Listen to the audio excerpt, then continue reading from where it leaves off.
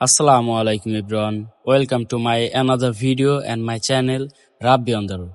আজকে পবিত্র জুম্মার দিন শুক্রবার। তো আজকে যাচ্ছি যমুনা ফিউচার পার্কে। যমুনা ফিউচার পার্ক থেকে একটা ফোন পারচেজ করব। তো আমার এলাকা থেকে পিয়াস মামা ও ফরিদপুর থেকে আসছে। তো ওর সাথে মূলত আর কি ওই ফোনটা কিনবে। আর আমি যাচ্ছি বাসা থেকে, ও সরাসরি ফরিদপুর থেকে যমুনা ফিউচার পার্কে চলে গেছে। কালশির মোড়ে দেখি যে যাওয়ার টাইমে শুটিং এর শুট হচ্ছে। শুট দেখে আমি একটু দাঁড়ালাম, দাঁড়ায় একটু আমিও ভিডিও করে নিলাম ওনাদের। তোমরা আবার বললো যে এটা আসলে ভাই ভিডিও করা যাবে না বা দাঁড়ানো যাবে না। পরে আমি আর ওইখানে বেশি দেরি না করে আমি চলে আসছি। আমি সরাসরি এখন আবার যাওয়ার টাইমে কুড়িল পার হয়ে একটু ফুয়েল নিয়ে নিলাম। ফুয়েল নিয়ে যমুনার মধ্যে ঢুকছি।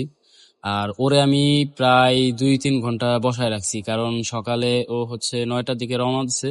আর পদ্মা সেতু দিয়ে আসলে পরে বেশি একটা সময় লাগে না, কারণ পদ্মা সেতুতে তেমন একটা জ্যাম থাকে না। আর সকাল সকালে তো ও সরাসরি চলে আইছে, আর ওইখান থেকে একটা বাইক নিয়ে চলে আইছে, আর কোনো জ্যামই পড়ে না।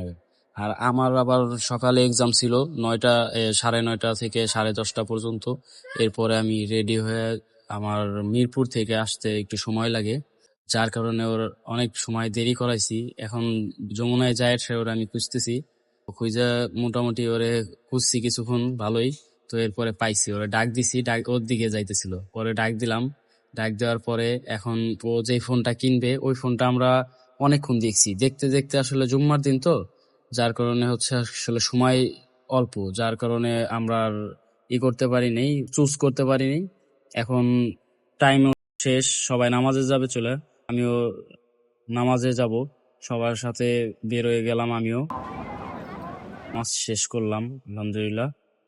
এখন আবার আমরা যাব শপগুলোতে। তো তার মধ্যে আমরা একটা শপ আমরা দেখছি, একটা মোবাইল আমাদের ভালো লাগছে, এই কন্ডিশন সব দিক দিয়ে, আবার ওনার সাথে কথাবার্তা বলে সব দিক দিয়ে ভালো লাগছে, দাম ঠাম সব দিক দিয়ে।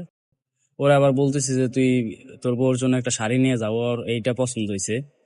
এখন মূলত আমরা যেই শপটা দেখে গেছিলাম ওই শপটা দেখতে দেখতে আমরা অন্য জায়গায় চলে যাই। এই জায়গাটাতে চলে আইছি, ভাইরে কিছু বলতে বললাম, ভাই কিছু বলবে।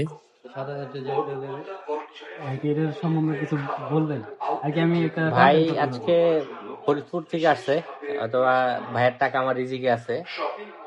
ভাইয়েরা কয়েকটা দোকান দেখছে, প্রথমে নামাজের আগে আসছিল, আসার পরে ভাইয়ের নিয়ে প্রাইস নিয়ে একটা নেগোসিয়েশন হয়েছে। তারপরে ভাই একটু দেখতে চাইছে, আমি বললাম যে দেখে আসেন, কার্ড দিয়ে দিয়েছিলাম। ভাই আবার রিটার্ন আসছে, আমাদের কাছ থেকে পারচেস করতেছে। এখন আমরা সিম টিম লাগে বাইরে ফুলি চেক করে দিচ্ছি। আর আমরা ঢাকার ভিতরে আমরা 7 days রিপ্লেসমেন্ট দিয়ে থাকি আমাদের থেকে, সেখানে বাইরে আমি 10 দিন দিচ্ছি ঢাকার বাইরে যেহেতু। এরপরেও কোনো প্রবলেম হইলে ডিসপ্লে বাদে আমরা যে কোনো প্রবলেম আমরা বাইরে সাপোর্ট দিব ইনশাআল্লাহ। তো ফোনটা ওর ওই ফোনটা পছন্দ হয়, যার কারণে এই ফোনটাই ও নেয়। আর আরেকটা ফোন আমাদের এখানে 2টা ফোন ছিল, এটা বেশি ফ্রেশ লাগছে আর এটা পছন্দ হয়েছে, এটাই নেওয়া হয়েছে। এখন ওনরা এই পলিটা আর কি আমরা যে কিনছি এটার সাথে আর কি ওনরা এটা গিফট করছে, মূলত উপরে প্রোটেক্টর লাগাই নিচ্ছে লেন্সের। ও আবার কি করছে, টাকা আবার মনে করেন যে ক্যাশ আনে নাই, ওর কার্ডে আনছে।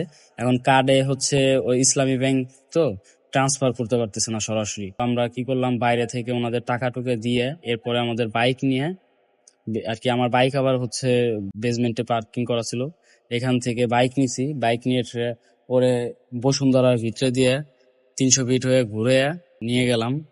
ও আবার মূলত যাবে চলে ফরিদপুর, কারণ ও এখন রওনা দিলে পারে হয়তো বা 8টা-9টার দিকে যায় পৌঁছাবে। এই মূলত আপনার যদি ভিডিওটি ভালো লেগে থাকে তাহলে লাইক, কমেন্ট, শেয়ার করে পাশে থাকবেন। ধন্যবাদ। আসসালামু আলাইকুম।